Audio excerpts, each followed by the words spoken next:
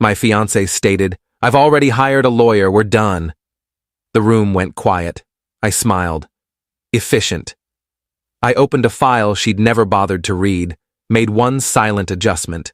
As her lawyer scrolled through the pages, his expression changed. "I'm 33, been engaged for 10 months, and I just learned that some people mistake preparation for paranoia until documents start talking. We'd been together for 4 years, met at a friend's birthday party. She was confident, driven, worked in marketing for a tech company, made good money. So did I. We were comfortable, bought a condo together 2 years in, got engaged last year, wedding planned for next fall. The problems started around 6 months ago. She became secretive. Phone always face down. Password changed without telling me. Staying late at work 3, 4 times a week. I noticed but didn't push. Told myself I trusted her. Told myself I was being paranoid. Then I found the texts. Not because I was snooping, because she left her laptop open one night. I walked past to close it and saw the messages. Dozens of them. To someone from her office. Flirty at first, then explicit, then planning. Meeting at hotels. Lunch breaks that weren't lunch breaks. Late nights that weren't about work. I sat down, read through everything. My hands were shaking, but I kept reading. Every message felt like a knife. They'd been seeing each other for 4 months. 4 months of lies.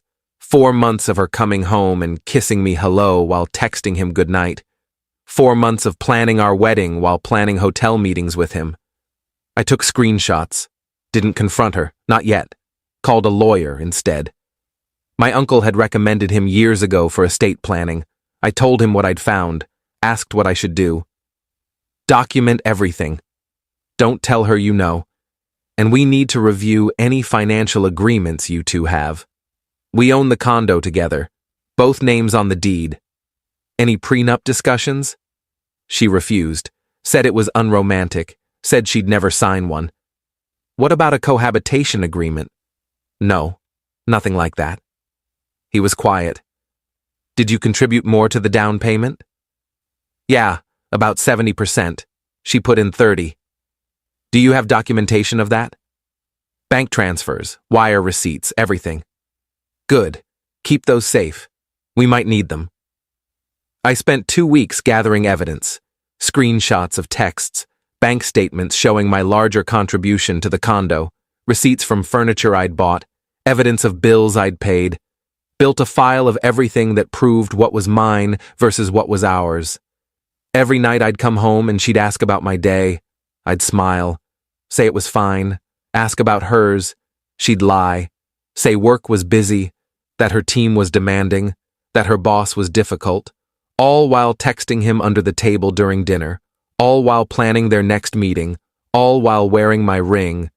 Then I did something else, something she never expected. I contacted her company's HR department, anonymously, sent them evidence of her affair with a coworker. Their company had strict policies about workplace relationships, especially undisclosed ones, especially ones involving people in the same department, where one had authority over the other. I crafted the email carefully, professional, concerned, attached relevant screenshots with identifying information of my fiancée and her affair partner clearly visible, explained the power dynamic, the potential for favoritism, the ethics violations, sent it from a burner email account at 2 a.m. on a Tuesday. Turns out the guy she was seeing was her direct supervisor. That made it even worse. Company policy violation, ethics breach, potential favoritism in promotions or projects. HR started an investigation immediately. I waited, watched, said nothing. She came home stressed some days, said work was difficult, that there were some internal issues, that HR was asking questions about team dynamics. I'd nod sympathetically, ask if she was okay. She'd say she was fine, just work politics. 2 weeks after I contacted HR, she came home early, looked shaken, face pale, hands trembling. We need to talk. About what? About us, about our relationship. I set down my book, kept my face neutral. Okay. Let's talk. She sat across from me, wouldn't make eye contact. I've been unhappy. For a while. I think we want different things. Different things like what? Different futures, different lives. I don't think we're compatible anymore. Where's this coming from? I've just been thinking, and I've realized this isn't working. I want to end the engagement. End it. Just like that. Yes, I've already hired a lawyer. We're done. The room went quiet. I looked at her. Really looked at her. Saw the calculation in her eyes.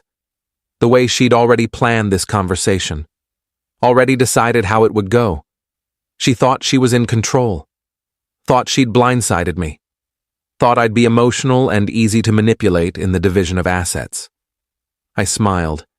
Efficient. She blinked. What? You've already hired a lawyer. You've already decided we're done. Very efficient. No discussion. No attempt at counseling. Just done. There's nothing to discuss.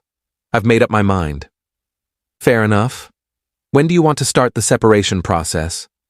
She looked surprised, thrown off by my calm. You're not going to fight this? Why would I fight someone who doesn't want to be here? I don't know. I thought you'd be more upset. I'm upset, but I'm not going to beg you to stay. If you're done, you're done. She seemed unsettled by my calm, had probably expected tears, anger, desperation. Instead, I was composed, reasonable, already moving on mentally. We need to figure out the condo and the furniture and everything we've bought together. Sure, let's do that. When's your lawyer available? Next week, Tuesday afternoon. Can you make it? I'll be there. She left the room. I heard her making calls in the bedroom, probably to him, probably celebrating that I hadn't made a scene, that I'd been reasonable, easy to manipulate, easy to push into giving her half of everything even though I'd paid for most of it. She had no idea what was coming. Update 1. The weekend was tense. We barely spoke. She slept in the guest room, packed some of her things, acted like she was the victim in this situation, like I'd somehow failed her, like our relationship ending was something that had happened to her rather than something she'd orchestrated. I watched her move through the condo, touching things we'd bought together, looking at pictures on the walls, playing the role of heartbroken fiancée when I knew she'd been cheating for months, when I knew she was probably texting him whenever she left the room. Monday morning, I met with my lawyer, brought the file I'd been building, bank statements, text screenshots, evidence of the affair, documentation of my larger financial contribution to the condo, everything organized in a thick folder with tabs and dates and highlighted sections. He reviewed everything, took his time, made notes. This is good, really good. The affair won't matter legally for property division, but the financial contributions do. You put in 70% of the down payment. You've been paying more of the mortgage. That matters. What about her lawyer? Depends on how aggressive they are. If they push for a 50-50 split, we show them the evidence. If they're reasonable, we negotiate something fair based on actual contributions. And the affair? We keep that in our back pocket. If she tries to paint herself as the wronged party, we have proof otherwise. If she claims she deserves more because of emotional investment or partnership, we show what that partnership actually looked like. What about her job situation? What about it? She's under investigation at work. For the affair. He was her supervisor. Company policy violation. His eyebrows went up. They're investigating? As of 2 weeks ago, anonymous tip to HR. Anonymous tip. Right. He smiled slightly. That could impact her income. If she loses her job or gets demoted, it affects what she can contribute going forward. Makes her claim to half the assets weaker. If she can't prove she'll maintain her current earning capacity. Exactly. You've thought this through. I had 2 weeks to think while watching her lie to my face every night. Tuesday came. We met at her lawyer's office. Downtown high-rise, expensive furniture. Her lawyer was mid-40s, sharp suit, confident handshake.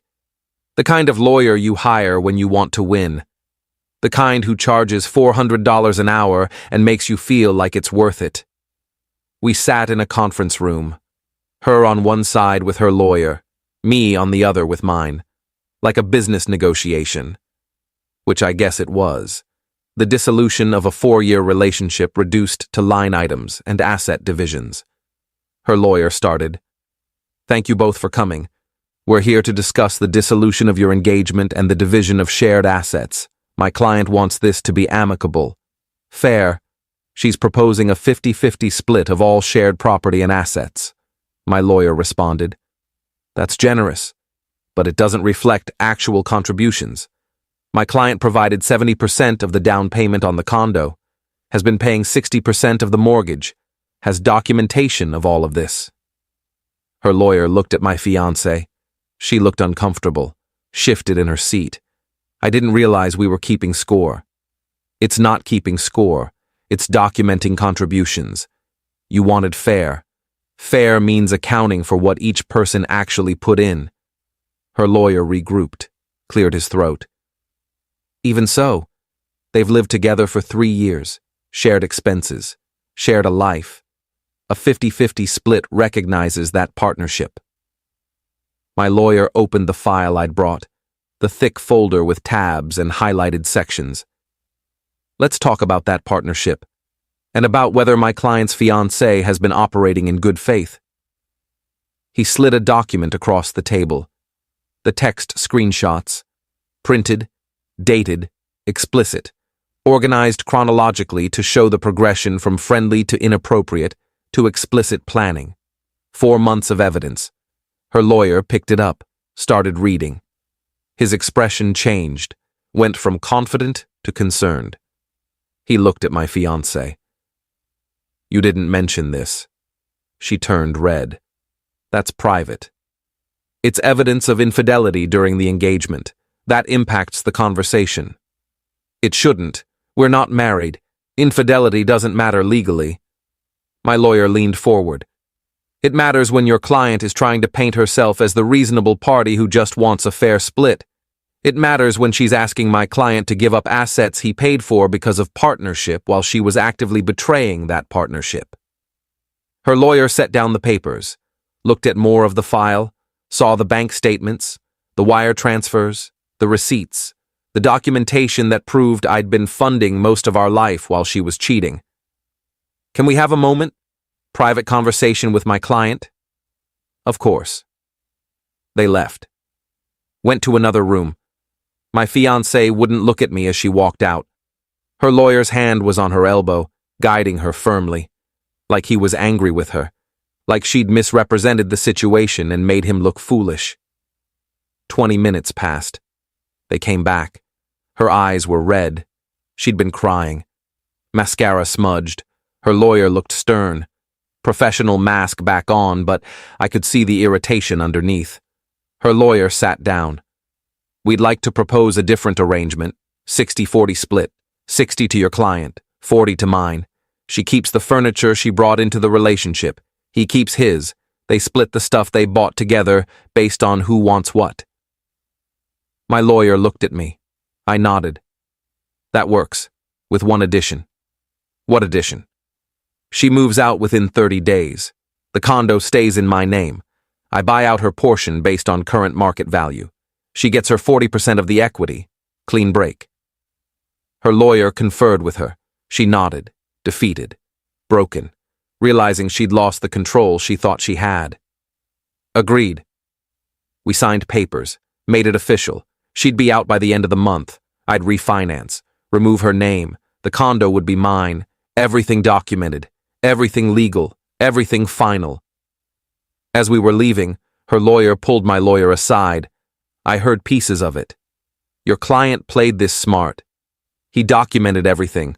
Hard to argue against documentation. Still, the timing, the HR investigation. That was him, wasn't it? My lawyer didn't answer, just smiled. The kind of smile that says yes without saying anything at all. Update 2.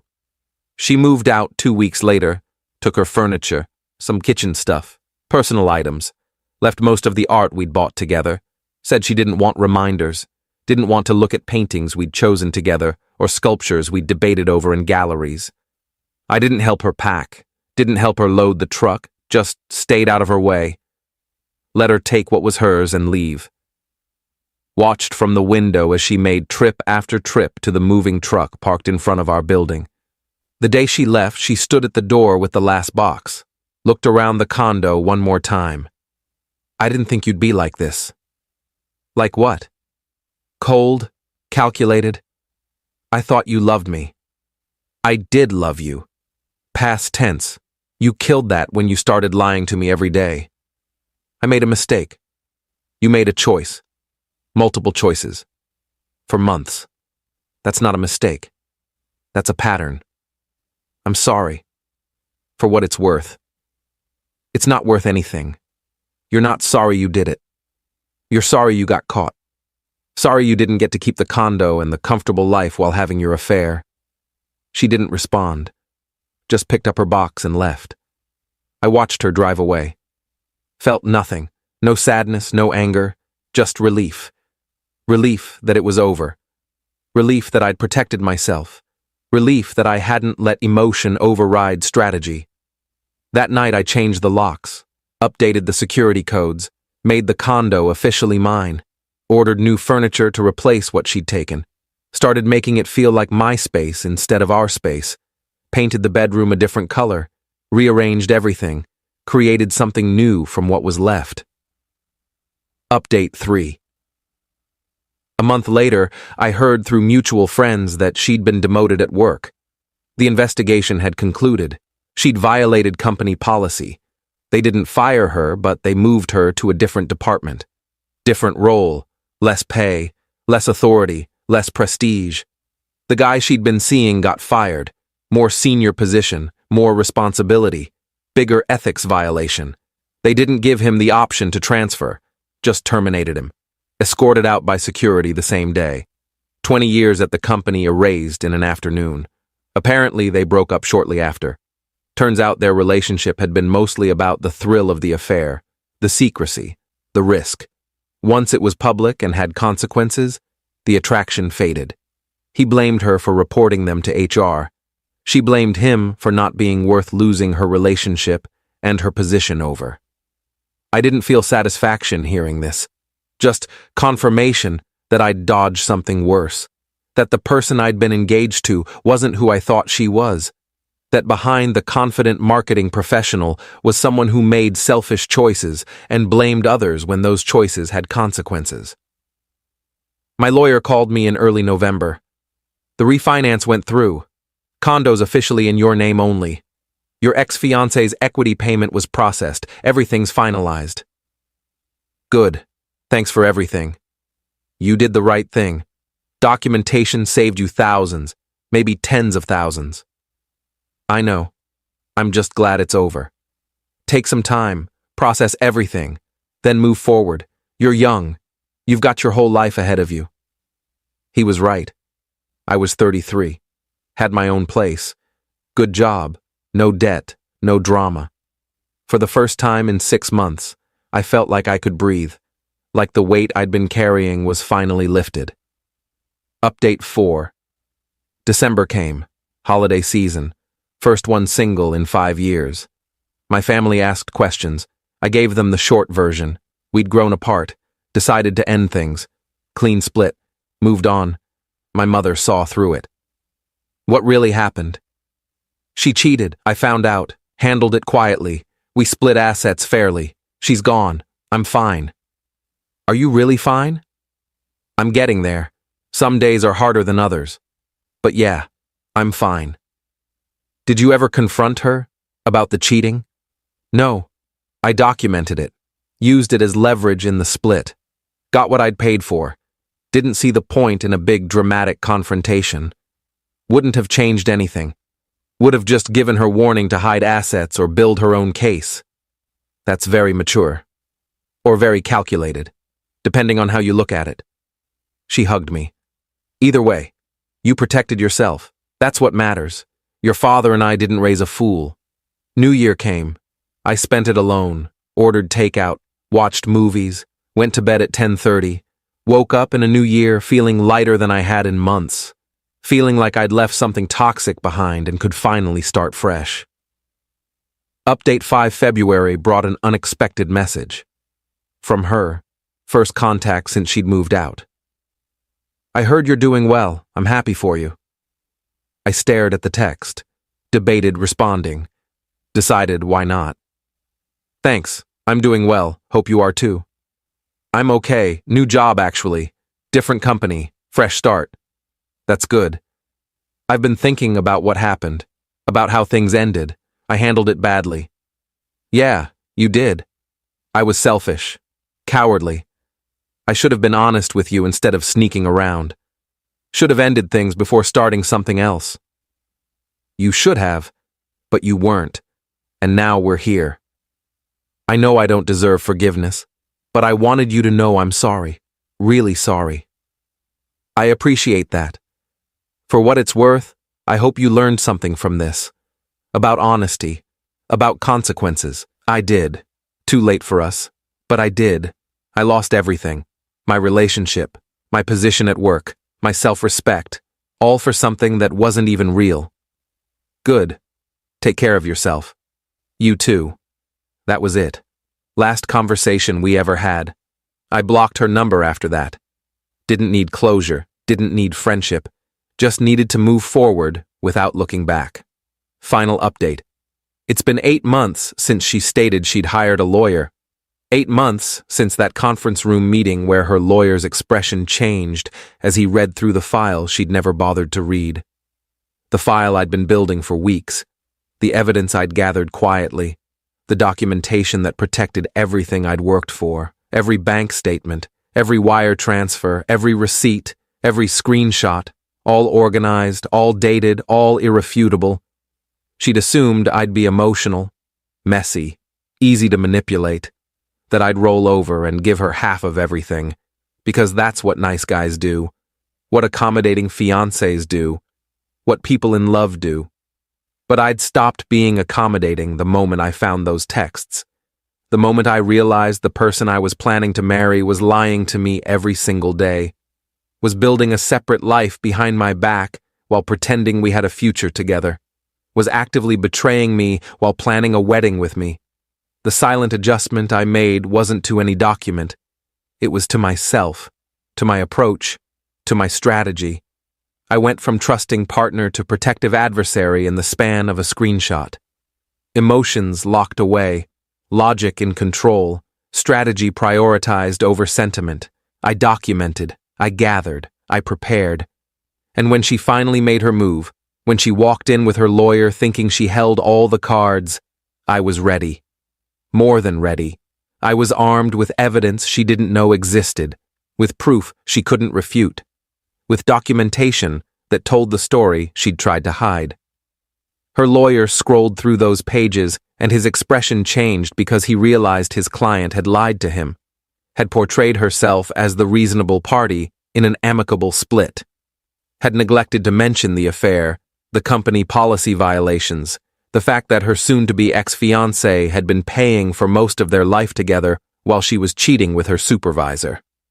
The look on his face wasn't surprise, it was recognition. Recognition that he'd been played by his own client, that the case he thought was simple was actually complicated, that his opponent had been 3 steps ahead the entire time, that the crying woman beside him had misrepresented everything. I got the condo, got 60% of the shared assets, got to keep my dignity and my bank account, got to walk away knowing I'd protected myself. She got 40%, a demotion, and a failed relationship with the person she'd risked everything for. Some people call what I did cold, calculated, ruthless even. Maybe it was, but I call it self-preservation. I call it refusing to be a victim. I call it protecting what I'd built before she decided to burn it all down. I call it learning that sometimes the person hurting you doesn't deserve mercy, just consequences. The file she'd never bothered to read was her own behavior, her own choices, her own lies documented in black and white. I just documented them, organized them, made sure they were visible when it mattered most, made sure her attempt to manipulate me failed because I had facts and she only had tactics. That one silent adjustment changed everything. Changed me from someone who trusted blindly to someone who verifies, from someone who assumed good faith to someone who documents bad behavior, from someone who would have been taken advantage of to someone who took control, from someone who let emotion guide decisions to someone who let evidence speak. I'm 33, single, own my own place, have learned that love without verification is just hope, that trust without documentation is just naivety, that being prepared isn't paranoia, it's intelligence, that protecting yourself isn't selfishness, it's survival. She walked in thinking she'd already won, walked out realizing she'd never had a chance, because while she was busy betraying me, I was busy protecting myself. While she was planning her exit strategy, I was building my defense. While she was lying to my face, I was documenting the truth. And that's the difference between reacting and preparing, between being a victim and being strategic, between losing everything and keeping what's yours, between letting someone take advantage and making them face consequences. The room went quiet when she announced she'd hired a lawyer. I smiled because I'd hired mine weeks earlier, had built my case while she was still planning her exit, had protected myself while she was still lying, had turned her betrayal into evidence, had transformed my hurt into strategy, efficient. That's what I called her approach. But mine was better. Mine was thorough. Mine was bulletproof. Mine was built on facts she couldn't dispute and evidence she couldn't explain away. And when her lawyer's expression changed, when he realized what he was actually dealing with, that's when she understood. That's when she finally saw that the person she'd been deceiving wasn't as naive as she'd thought, that the nice guy she'd taken for granted had teeth and knew exactly when to use them, that underestimating someone's intelligence while overestimating their tolerance was a mistake she'd never forget.